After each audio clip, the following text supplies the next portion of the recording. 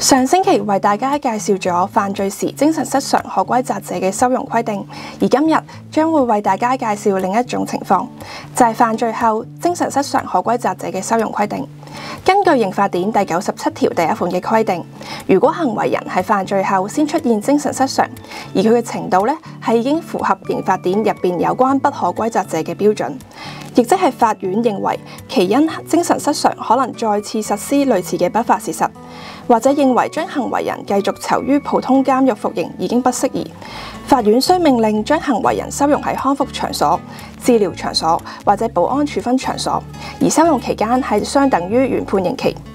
同犯罪時精神失常嘅收容規定相同啦。如果收容原因消滅，例如行為人嘅精神失常已經痊癒，但係刑期尚未屆滿，就需要將行為人移至普通監獄繼續服刑，直至刑期結束。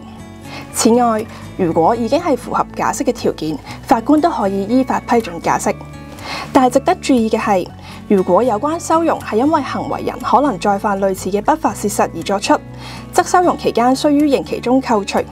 而刑法典入邊有關收容時候假釋嘅規定亦都相同適用。我哋下星期會為大家繼續介紹有關犯罪後精神失常處理方式嘅規定，敬請留意。